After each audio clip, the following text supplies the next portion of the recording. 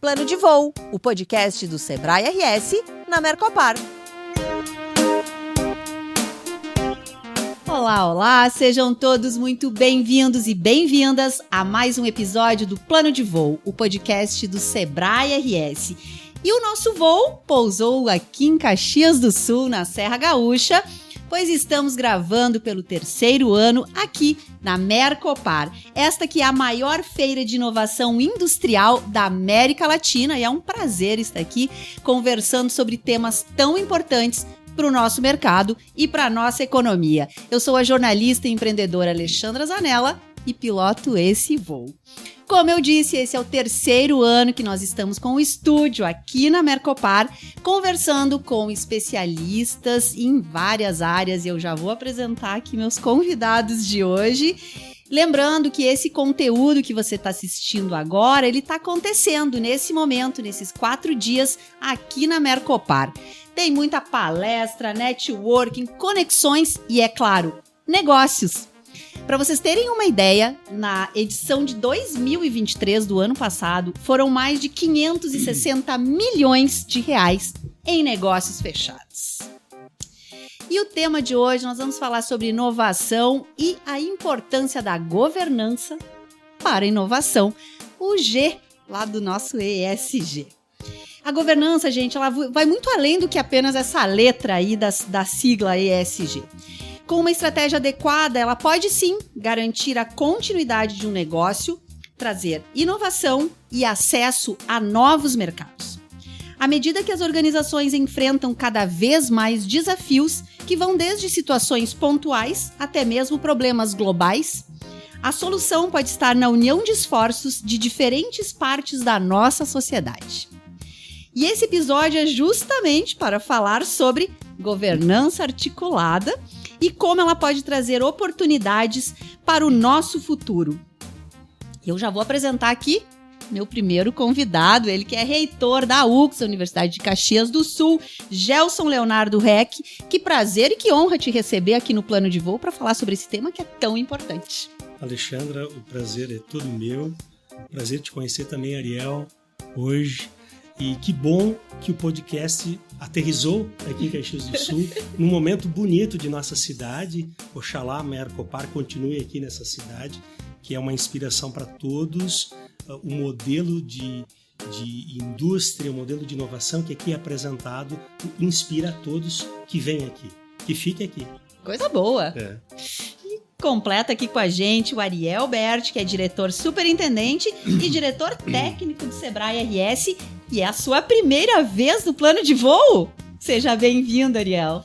Alexandre, muito obrigado. É bom debutar aqui no Plano de Voo. Adoro! Primeira vez, muito bom. Gelson, um prazer dividir essa bancada contigo. Vai ser uma experiência enriquecedora para mim. Eu tenho certeza que eu vou aprender bastante com esse nosso debate aqui, essa nossa conversa. E com certeza a Mercopar, ela é de Caxias do Sul, né? Ela veio para ficar, não teria outro lugar no estado onde a indústria metal-mecânica, a indústria 4.0, a indústria da inovação pudesse estar melhor representada do que Caxias do Sul, do que a Serra Gaúcha. Então a Mercopar é daqui da Serra Gaúcha, ela permanecerá aqui na Serra Gaúcha, sendo cada vez maior. Ela só não consegue ser maior porque os pavilhões da Festa da Uva não comportam que ela seja maior, por enquanto. Vamos ter que providenciar novos pavilhões. Nós vamos ter que aumentar o espaço. A gente está com 38 mil metros quadrados ocupados esse ano. A totalidade dos pavilhões. Então, só aumentando o tamanho dos pavilhões para aumentar a Mercopar. Espero que isso aconteça. Que problema bom esse, não é? Para tratar? Muito bom. Mas a indústria da construção civil é forte também. A gente pode começar a fazer nossas aí. articulações. Então já começamos aqui. Inclusive, esse papo já começa com o que a gente vinha falando e o tema desse episódio, que é a governança articulada. Exatamente. Não é mesmo? E eu queria abrir para ouvi-lo sobre a importância da governança articulada, quanto ela faz de diferença, né, em um ambiente de inovação e como ela pode incentiva os ecossistemas a serem mais colaborativos e mais eficazes. Se começassem a nos contar um pouquinho sobre a governança, às vezes é uma palavra que assusta um pouco os empreendedores e empreendedoras, mas não precisa ter medo, né, da governança. Eu posso começar? Claro, por favor.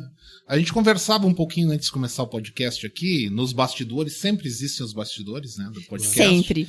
E a gente falava um pouquinho sobre a questão da avaliação do ecossistema. E que Caxias do Sul havia passado há pouco tempo, né, o ano passado, né, tu comentaste, Faz né? 3 anos. 3 anos. 3 anos. Uma avaliação e o ecossistema estaria em... Formação. Tá. Então, isso é uma metodologia que o Sebrae já utiliza nacionalmente, uma metodologia da CERT, que desenvolveu essa metodologia de avaliação de ecossistemas, que define se o ecossistema é um ecossistema que está em estágio inicial, que está em formação, que é um estágio mais maduro, estágio avançado. E a gente tem diferentes ecossistemas aqui no estado. Mas ele é avaliado segundo algumas dimensões, e uma das dimensões é a dimensão da governança. Para um ecossistema funcionar, ele tem que ter uma governança solidificada. O que quer dizer uma governança solidificada? Tem que ter atores fortes e presentes, né? Não pode ser aquele ator que hoje trabalha no ecossistema e amanhã ele se ausenta e não participa mais do ecossistema. A constância. E também não pode ser um ator único, né? A gente não pode delegar, por exemplo, para a instituição pública que a prefeitura, o órgão público, uma secretaria de desenvolvimento, ela tome totalmente a iniciativa da inovação, porque ela é apenas uma das hélices da quarta hélice, ou tríplice hélice, alguns falam 4. Já se fala em 5. Mas né? enfim, ela é uma, né? É verdade. Ela é apenas uma. É verdade. Então a gente não pode delegar para uma instituição, para uma empresa, a responsabilidade total. A gente também não pode ter entradas e saídas de atores, porque senão a gente deixa esse ecossistema muito frágil. Então, a constância da governança e desses atores atuando é que levam isso à maturidade. A gente pode usar uma metáfora do time de futebol, né? No time de futebol, tu pode ter vários atletas jogando de excelente nível, mas tem o tal do entrosamento, né? Que todo técnico de futebol fala, não, meu time precisa de entrosamento, ele precisa jogar mais tempo junto. E é isso, um ecossistema precisa jogar tempo junto. Esses atores precisam entender quais são as suas necessidades, quais são os seus desejos, quais são os seus interesses.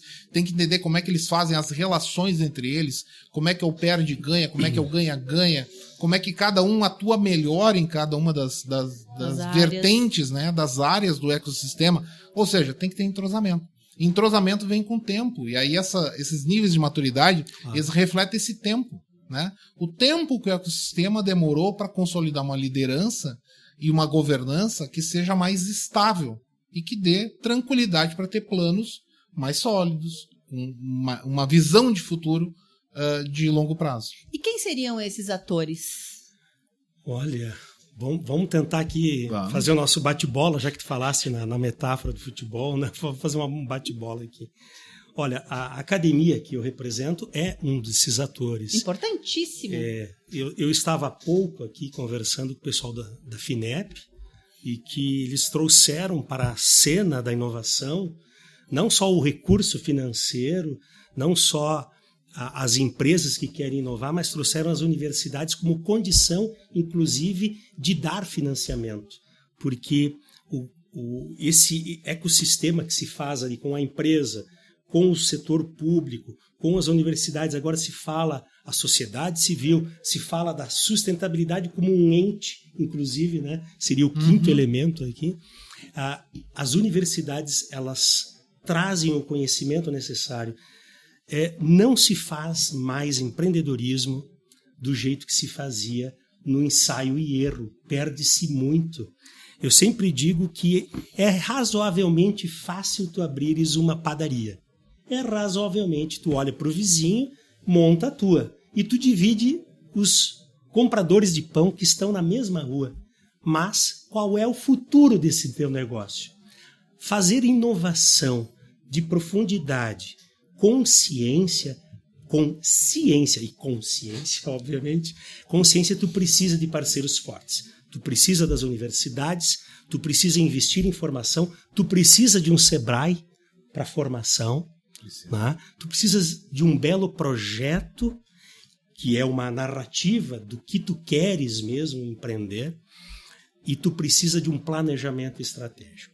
Mas... Gelson, eu vou dizer uma coisa, precisa de um planejamento estratégico, mas precisa de uma visão compartilhada. Perfeito, ia chegar nesse ponto. Tu precisa se conectar. Isso. Não há... As pessoas têm que entender, quem está atuando nesse ecossistema, seja o ente público, privado, seja a sociedade civil organizada, seja a instituição científica de educação ou de fomento, tem que entender que a visão é compartilhada, onde queremos chegar. Exato. Né? Porque isso é o que aglutina esses atores, isso que faz com que eles continuem juntos, constantes. Né? Perfeito. Tu sabes que quando a gente faz essa medição do grau de maturidade da inovação na nossa região, a gente até fica feliz que estejamos no momento de formação, já passamos por pelo menos 2 etapas iniciais, mas poderíamos estar mais além. Talvez nos falte ainda essa ideia de conexão, de nos entendermos com grandes propósitos. E aí vem um elemento que é antropológico, né? Eu, como filósofo, tenho que falar um pouquinho disso, né? Adoro, né? O elemento antropológico. Nós somos um pouquinho individualistas já por natureza. A gente já nasce querendo os brinquedos pra gente. E isso permanece se a gente não for alertado, e aí entra o elemento da consciência que eu falei, ciência e consciência, senão nós vamos para o individualismo e talvez nós percamos o time que outras cidades, outros países já venceram, porque só ganhamos do coletivo. Gelson, vou te dizer assim, ó, nós somos formados para sermos individualistas. E nós somos cobrados na idade adulta para sermos colaborativos. Porque a escola ela nos prepara para a prova. E a prova ela é individual. Na maioria das escolas. Tá? Perfeito. Na formação básica, o trabalho ele é individual. A nota é individual. A avaliação do aluno é individualizada. Mas aí a gente chega na idade adulta, vai aprendendo numa empresa, e o que nos é cobrado? Colaboração. Gente, eu nunca fui cobrado para ser colaborativo. Eu nunca fui avaliado pelo meu nível de colaboração. Eu me recordo... Vamos continuar falando de futebol? Eu me recordo que eu levava meu filho... Eu sou do Grêmio. Eu ia te perguntar, Eu sou do vai Grêmio. ter uma rodada para dizer quem torce para quem? Não vamos Não? entrar nesse Tá, vamos deixar entrar assim aí. também. Mas olha só, eu me lembro quando eu levava meu filho, quando era pequeno, para a escolinha de futebol do colégio. E o mais engraçado não era a gurizada jogando e correndo. Eram os pais torcendo pro seu filho fazer gol.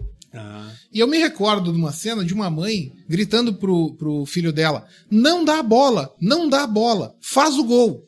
Então vejam só, qual é o direcionamento que a criança tem para que seja colaborativo? Nenhum. E a gente se coloca agora numa situação que não é só empresarial, é de sociedade, em que a gente aprendeu a duras penas que a colaboração ela é muito mais virtuosa do que o individualismo. Muito mais. Muito mais. Olha, Paulo Freire, né, como um grande educador, eu puxo ele aqui com todas as críticas que podem existir. Paulo Freire diz que a gente não se salva sozinho, a gente se salva em comunhão. Essa é a frase, uma metáfora de comunhão. Sim, até porque nós, para sobrevivermos quando nós éramos mais primitivos, se nós não nos uníssemos, não tivéssemos nos unido, nós seríamos comidos, né? E aí nós nos defendemos, nós armamos cidades com exércitos, né? E assim nos defendemos. Se nós aprendemos, por um lado, o individualismo e a competição, e o solipsismo, o isolamento, também nós aprendemos que sozinhos nós não vamos longe. Como fazemos para empurrar um carro? Eu acho que é o grande paradoxo que a sociedade vive é esse. É isso. É o grande paradoxo de hoje em dia. A gente sabe as duas coisas, né? Isso. Como médico, ele sabe que não pode fumar porque faz mal, mas fuma. É paradoxal e contraditório. Paradoxal, E contraditório. É o gato de Schrödinger. Cadê? Pois temos o gato dentro da caixa, mas não temos o gato dentro da caixa. Exatamente. Que loucura. Vamos trazer isso um pouco para os negócios, isso que vocês estão trazendo. Fazendo um recorte aqui um pouco para os nossos empreendedores e empreendedoras, pequenos e médios negócios, que às vezes tem um pouquinho mais de dificuldade, né? O pequeno empreendedor tem que cuidar do caixa, de limpar a sua loja, de fechar a conta, fazer todos os pagamentos e prospectar, vender e tudo mais, né? Como é que a gente consegue trazer aí para esses pequenos e médios negócios esse olhar colaborativo? Nesses dias aqui a gente gravou alguns episódios falando, por exemplo, como que as dicas, né, de como as pequenas empresas se conectam com as grandes empresas para serem fornecedores, né? Porque às vezes a gente acha que essa cadeia ela se quebra e pelo contrário. Então, Como é que a gente ajuda aí o nosso pequeno a entender que ele tem que se organizar, ser colaborativo, onde ele busca se conectar? Eu acredito, e aí citaste Paulo Freire fala bastante sobre isso, né? O aprendizado é um processo de humanização. Perfeito. Né? Tu tem que se reconhecer ignorante para poder aprender. Que é uma dificuldade para o ser humano, né? É uma grande dificuldade, reconhecer. porque assim, reconhecer a ignorância não quer dizer que tu não tenha capacidade de aprender, quer dizer que tu não sabe aquilo, simplesmente não sabe. Eu não sei o tanto de filosofia que o Gelson sabe, porque ele estudou para aquilo, ele se preparou, ele quis um dia se descobrir naquilo. Então ele se reconheceu ignorante naquilo e foi atrás do conhecimento. Tá? Então, o pequeno negócio ele tem que se reconhecer ignorante em determinados aspectos. Porque se ele está começando a empreender hoje, ele tem que reconhecer que ele tem que buscar aprendizado. E não simplesmente ir na base da tentativa e erro. Eu inclusive, particularmente, eu não gosto muito desse culto ao erro que se faz. Principalmente quando se fala em inovação. Porque não é bacana tu dizer assim, eu quebrei 10 empresas para finalmente dar uma empresa certa. Não. Tu aprendeu 10 vezes. Talvez tu tenha aprendido 10 vezes da maneira errada. Para poder dar uma certa. A gente não precisa cultuar o erro para aprender. A gente tem que cultuar o aprendizado. Eu me reconheço na minha ignorância, eu busco o conhecimento que me falta, e aí eu tenho que buscar o conhecimento aonde? Fora de mim, né? Eu não posso buscar alguma coisa dentro de mim que eu ainda não tenho. Então eu tenho que buscar onde? Eu tenho que buscar no Sebrae, eu tenho que buscar na UX, eu tenho que buscar no próprio ecossistema de inovação que eu participo, eu tenho que buscar no meu possível concorrente ou competidor, eu tenho que buscar fora de mim aquilo que eu não sei. Então eu me reconhecer não sabedor de alguma coisa e reconhecer que eu preciso evoluir, eu acho que é o primeiro passo para um empreendedor. Ele não pode começar um negócio pela necessidade, que é o grande erro da maioria dos pequenos empresários. Eles começam por uma necessidade de sobrevivência e não por um propósito ou um desejo de fazer algo. Esse propósito, esse desejo de fazer algo vem do conhecimento que tu tem sobre aquilo que tu vai fazer. Então, tu precisa primeiro compreender o que tu vai fazer. E isso aí é aprendizado. Olha, o empreendedor, aqui em Caxias do Sul, nós temos 98 mil CNPJs. Uau! Olha, é bastante. É uma Então, nós cidade temos empreendedora, hein? Muitos, uma cidade de 500 mil habitantes, 98 mil CNPJs é bastante. Eu diria o seguinte, o conhecimento é a base para errar menos, obviamente, né? O associativismo é muito importante. Caxias do Sul tem as CDLs, tem as SICs, né? Tem a Microempa, por exemplo, tem o Sebrae, esses elementos de associativismo que geram a necessidade de aprender mais. Porque quando tu te reúnes com os teus pares numa entidade, aquela entidade ela vai te provocando, porque normalmente tem líderes inteligentes, capazes, que gostam de liderar e gerar valor naquela associação. Então eu diria assim, a tua pergunta era como é que nós fazemos o pequeno se integrar. Isso, eu diria, o conhecimento é a base. O associativismo seria um outro elemento importante. E esse conhecimento está onde? Sim, está na universidade, sim, está no Sebrae. O Sebrae cumpre um papel muito importante. E quero te dizer uma coisa, Ariel, muito importante. A minha esposa tinha uma padaria. Tá aqui o case, aqui o case. Então. Olha aí, achamos o case. E ela, há 15 anos atrás, procurou o Sebrae. E o Sebrae ajudou-a a organizar o seu negócio. Eu sempre fui professor, nunca soube fazer pão, né? De vez em quando eu ia na padaria e ela me dizia assim, olha, a única padaria de Caxias do Sul que tem um doutor na porta aqui, recebendo as pessoas. Entregando a sacola com o pão. Tudo certo, ajudando, fechar, tudo bem. Né? No final de semana a gente ia lá. E ela procurou o Sebrae. Então, obviamente, num ambiente que ela vive, de que a gente busca conhecimento, ela também diz, eu preciso buscar o conhecimento.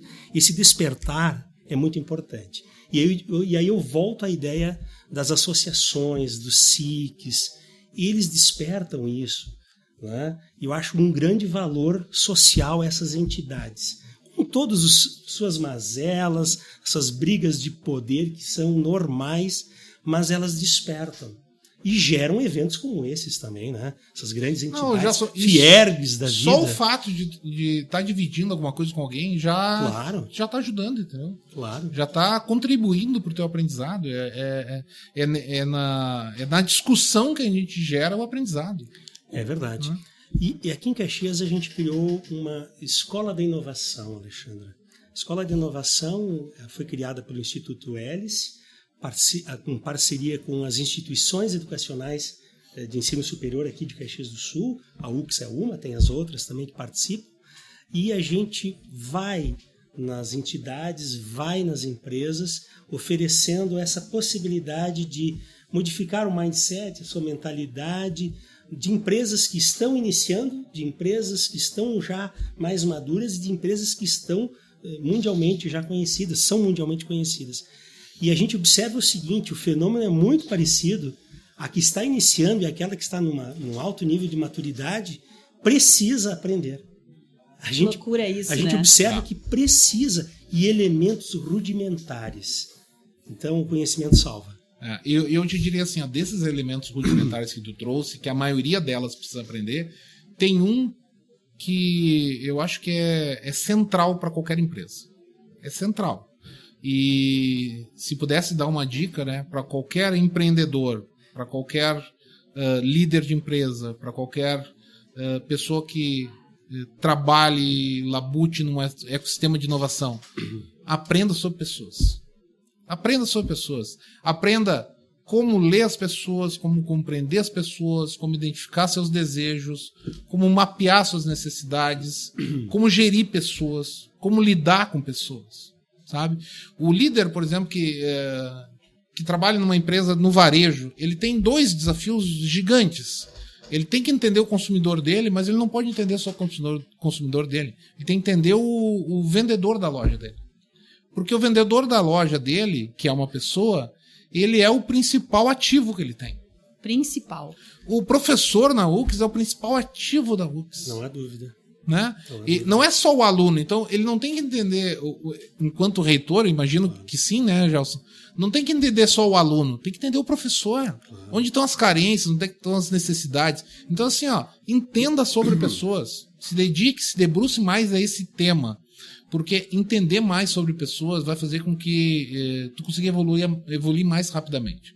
É muito louco isso, porque estarmos aqui discutindo e falando que as pessoas precisam estar no centro dos processos, né? Mas parece um pouco óbvio até mesmo isso, né? É que a gente fala tanto em tecnologia. Exatamente. Que em determinado momento parece que a gente esqueceu que a tecnologia é feita para as pessoas. Para resolver os nossos problemas. Exatamente. Não é o contrário. Nós não produzimos tecnologia para o fim nela mesma, na tecnologia. Tecnologia é meio. Tecnologia é um meio para resolver problemas humanos. Perfeito. Olha só, eu queria voltar ao tópico do planejamento estratégico como dica para as pequenas empresas e as grandes. Eu conheço em grandes empresas que fizeram o seu grande planejamento estratégico depois de 30 anos que estavam atuando. E elas cresceram depois desse planejamento estratégico. Eu diria assim, o microempreendedor individual que seja, ele tem que desenhar qual é a sua missão, ele tem que saber qual é a visão, ele tem que saber quais são os seus valores, seus propósitos. Ele tem que fazer esse momento de parada e de escrita, sabe? Ele tem que colocar uma folhinha, um A4 no seu quarto com algumas coisas basilares. O foco no dinheiro, ele começa mal. Então ele tem que desenhar, né? Eu como professor, eu sou também quase um autônomo. As empresas nos contratam, mas o conhecimento é meu. E eu tenho que fazer um planejamento. Onde quero chegar com a minha pesquisa? Quem eu quero ser como professor? Que reconhecimento eu preciso e quero ter? Que eventos eu preciso participar? Estou falando de uma forma muito singela aqui. Imaginem alguém que abriu um negócio, que colocou 3, 4 funcionários que dependem dessa inteligência e dessa estratégia que tem que estar muito clara. Então, a minha dica singela é: planejamento estratégico como uma ferramenta antiquíssima é necessária. E aí tu vai descobrir, ao fazer o planejamento, imaginemos a matriz SWOT, né? O 5W2H, tu vai perceber que tu precisa do Sebrae, que tu precisa das universidades, que tu precisa te conectar, que tu precisa te associar. Essa é singelo, mas veja só, né? É muito interessante a gente Alexandre, a gente não tá te dando espaço para falar. Não tem problema, eu tô aqui para ouvi-los. Mas olha só, a tua pós-graduação aqui. É que tá dando um ping-pong bacana aqui, né? Tá sendo a mediação mais fácil, porque foi uma pergunta e muitas respostas, né? Mas é interessante porque, olha só, a gente tá dando passos atrás, né? Claro, a gente tá falando vamos empreender, tá, ok, vamos abrir uma padaria. Ninguém aqui tá falando do pão. Que é o produto. Ninguém tá falando do pão, ninguém tá falando do ponto de venda, ninguém tá falando do mix de marketing. Perfeito. Olha só o que a gente tá falando de coisas basilares. A gente tá falando de entender pessoas, a gente tá falando sobre planejamento estratégico, sobre visão de futuro. A gente tá falando de coisas que estão um passo antes da porta do negócio abrir. E talvez esse seja a grande carência do empreendedor hoje. Ele dá um passo atrás antes de se lançar no negócio. Ele tem que entender o que ele quer fazer. Ele tem que entender para onde é que ele quer ir. Ele tem que entender com quem que ele vai lidar, quem são as pessoas. Como pressificar. Nossa, eu acho que precificar, gente, é uma das coisas mais delicadas que tem, quem é o cliente dele? Onde é que está esse... O que o cliente deseja? Será que ele quer o pãozinho quentinho de manhã cedo ou ele quer um pãozinho quentinho no meio da tarde para tomar o café da tarde? Sabe? Eu conheço padarias que fecham no horário que tu mais precisa de pão. Conhecemos. No domingo. Pô, domingo tudo que tu quer é um pãozinho pra comer em casa e a padaria tá fechada. Nós estamos assessorando aqui muitas padarias. Times de futebol e padarias. Tá vendo? Já temos aqui, já definimos aí um escopo. É interessante isso, né? Porque, e de novo, normalmente quando a gente fala, né, sobre inovação, existe um pouco ainda no imaginário que é algo caro, que é algo mirabolante, que vai envolver tecnologias. E isso é um mito, né? Dá para inovar sem muito dinheiro. Dá para inovar com coisas simples. O pequeno pode inovar. Perfeito. Vamos chover no molhado aqui, um básico da inovação. A inovação incremental, aquela que tu aperfeiçoa um processo, faz uma melhoria. E, em geral, ela é muito simples, ela é uma questão de atenção, né? de melhorar processos a partir da indução dos elementos que estão ao teu redor, com a colaboração, novamente essa palavra é importante, dos que fazem parte, dos stakeholders que estão contigo, teus colaboradores. A inovação disruptiva, ela talvez não seja também, não seja necessário para isso muito recurso, mas precisa ideia. Né? Se a gente for falar de inovação no nível de nanotecnologia, tu precisa conhecimento, tu precisa uma ampla gama de conhecimento de base para chegar nisso. Mas sim, o que a gente tem que deixar claro é que dá para inovar onde tu estás. Eu aprendi ontem, ouvindo, que a gente precisa chegar em 2024. Não precisamos olhar para 2030. O Arthur Igreja está falando isso. Isso me chamou muita atenção. Eu gostei demais disso. Arthur chega em 2024. Aqui no podcast, então esteve aqui. Foi o primeiro podcast que gravamos. Foi um papo maravilhoso. Então eu convido vocês que estão nos assistindo, procura, porque tem episódios atrás aqui com o Arthur Igreja e foi uma conversa tão maravilhosa quanto está sendo essa daqui. Muito obrigado. Agora, se a gente for colocar inovação, por exemplo, falamos de Smart Cities. Então, as cidades inovadoras, isso só vai acontecer com um conjunto de atores. Nunca um ator, nunca só uma empresa, nunca só a prefeitura, nunca só a universidade. Aí a gente vê a magnitude do que nós falamos sobre o aspecto de colaboração. Por quê? Porque existem problemas que exigem muitas pessoas, muitas expertises para resolver. E aí a colaboração é a palavra-chave de tudo isso. Então, inovar é possível em vários níveis, mas sempre o aspecto colaborativo, desde os seus colaboradores mais simples aos mais refinados de conhecimento, é os que vão fazer a inovação dar certo. Eu gosto muito de das duas palavras, né? Inovação e empreendedorismo. Gosto muito das duas palavras, mas não gosto muito como a gente usa elas. Explica pra gente aí esse teu incômodo. Porque assim, eu acho que quando a gente fala em empreendedorismo, e somente quando a gente fala em educação empreendedora, empreendedorismo de uma maneira geral, as pessoas taxam o empreendedorismo como sendo alguma coisa muito capitalista. Para ser empreendedor, tu vai abrir um negócio. Não. Gente, empreendedorismo é a capacidade que a pessoa, o ser humano, tem de se mobilizar para fazer alguma coisa. Bem posto. Né? Muito. Bem posto. A gente foi empreendedor lá atrás na humanidade, quando a gente deixou de ser extrativista e começou a plantar e virou agricultor, deixou de ser nômade e instalou as primeiras cidades. Isso é empreendedorismo. O ser humano deixou de fazer alguma coisa e foi fazer outra coisa.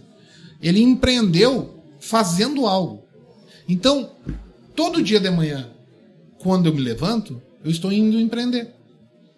Esse é o conceito básico de empreendedorismo. Então eu gosto muito quando a gente cola essa ideia do empreendedorismo com o capitalismo.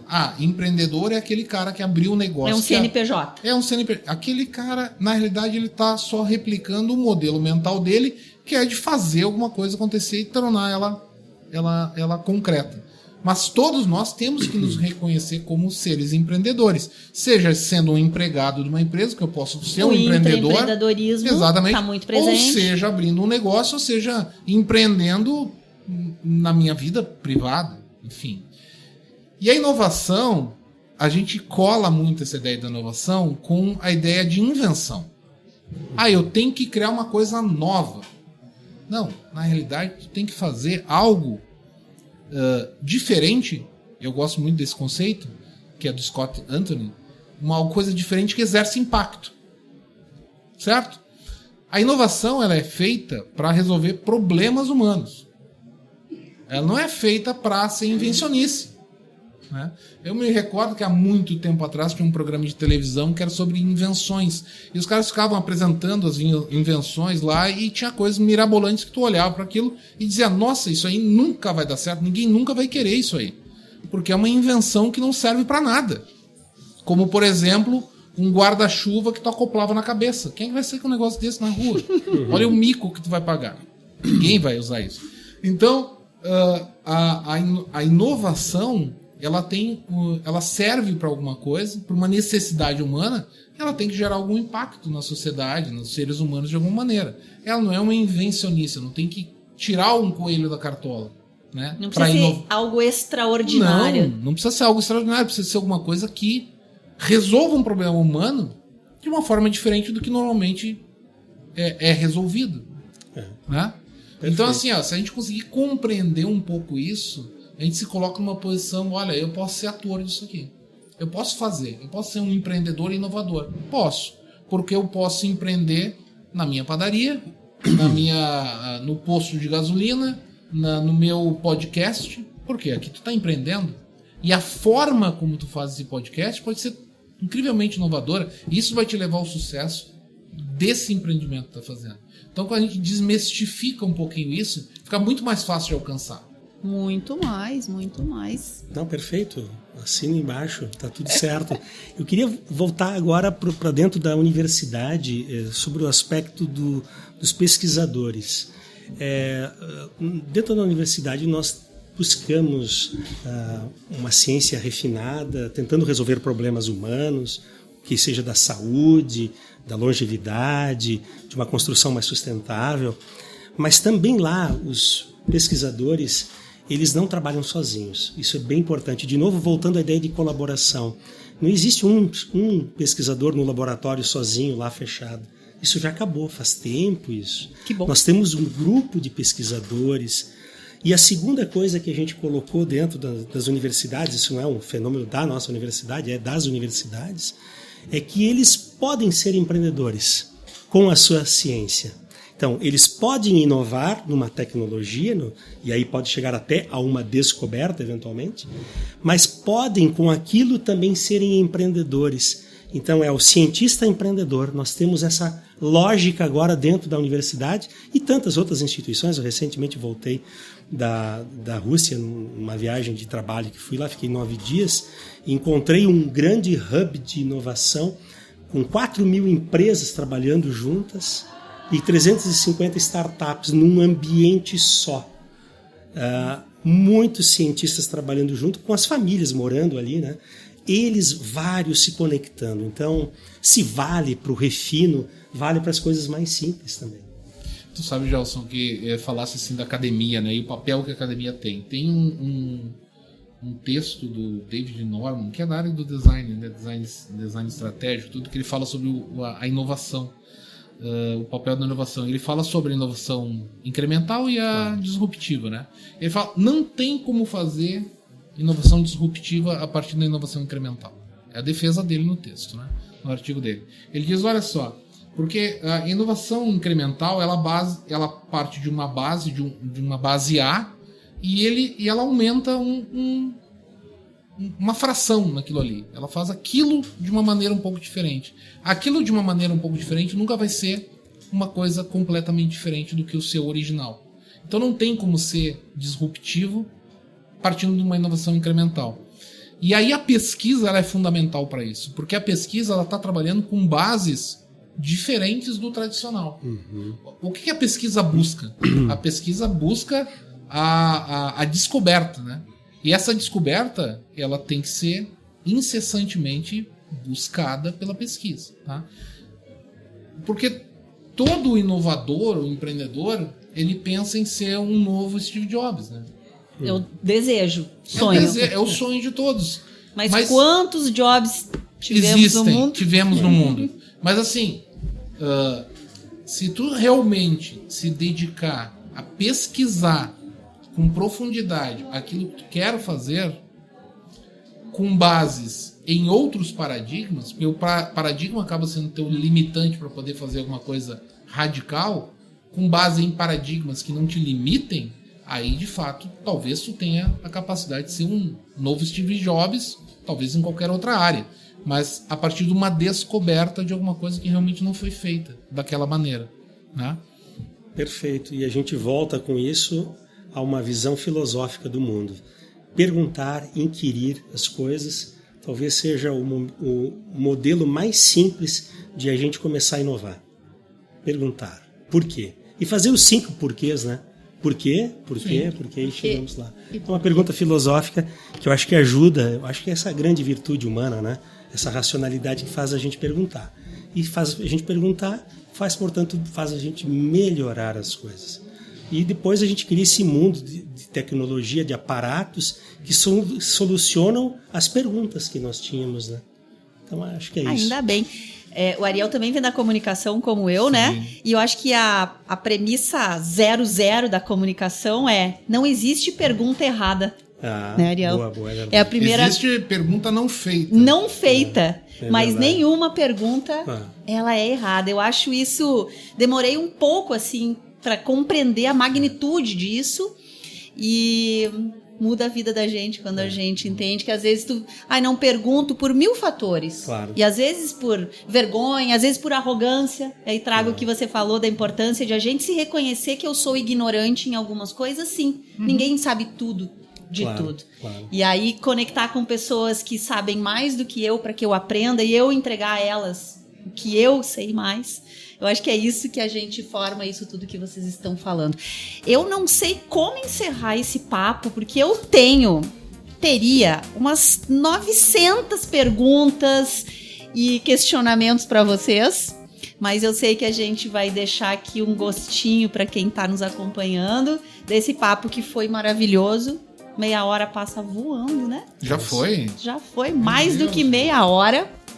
Então me resta, Gelson, te agradecer demais por estar aqui, por fazer essa troca, trazer todas essas informações, e o plano de voo ficar maior com a tua presença aqui. Muito obrigada. Muito obrigado, Alexandra, ao Ariel também pela parceria aqui. Eu aprendi também. Muito obrigado, sucesso com o teu programa, sucesso para o Sebrae, sucesso para a Mercopar. Caxias agradece a todos que estão aqui. Muito bem, espero que você volte em breve para o plano de voo. Ariel, que bom, tua primeira vez no plano. Espero que não seja a última, Alexandre. Por favor, me convida. Vou te convidar mais vezes, então. Acho que temos muitas coisas para conversar. Que bom te receber aqui. E espero que tenha sido bom para ti também nessa primeira vez aqui no plano. e vida longa, inovação, ao plano de voo e a essa lindeza que é a entrega do Sebrae. Alexandra, Gelson, se vocês me permitem, eu vou encerrar minha participação citando uma frase que eu gosto muito. Por favor. Que dizem que essa frase foi dita pelo Michelangelo, quando ele tinha 87 anos de idade. Michelangelo da Capela Sistina, né? O cara não era pouca coisa. Não, acho que não, né? Ele fez muita coisa. Mas dizem que ele, aos 87, 84 anos de idade, enfim, ele falou: estou ancora imparando. Que quer dizer em português? Estou ancora imparando, estou ainda aprendendo. Estou ainda aprendendo. Se um cara que fez tudo o que fez, chega no final da vida dele e diz que ele ainda está aprendendo, quem somos nós para dizer que a gente não aprendeu hoje e não vai continuar aprendendo o resto da vida? Então eu acho que essa humildade intelectual, que se fala muito na academia, né? De reconhecer que a gente está aprendendo, isso aí tem que ser muito levado para o empreendedor. Ele vai aprender a cada dia que ele vai estar empreendendo, a gente vai estar aprendendo a cada dia que a gente participar de uma feira como essa da Mercopar. Aprendi muito hoje aqui participando do plano de voo e agradeço muito esse convite e a parceria de vocês. Muito obrigado. E eu espero muito que quem está nos acompanhando também siga aprendendo com o plano de voo. Nós temos mais de 200 horas de conteúdo somente desse projeto do Plano de Voo. Estamos no YouTube do Sebrae RS e também no Spotify. Basta você procurar Plano de Voo no Spotify que você vai encontrar mais de 200 horas de conteúdo, de bons bate-papos, boas histórias, algumas histórias não tão felizes também, mas para a gente aprender também com os erros. E a gente agradece demais a você que nos acompanhou até agora. Lembre-se, você pode encontrar tudo que rolou aqui na Mercopar no Instagram. Procura lá, @Mercopar. Final, Mercopar é inovação que gera negócios. Um abraço carinhoso e até o próximo episódio.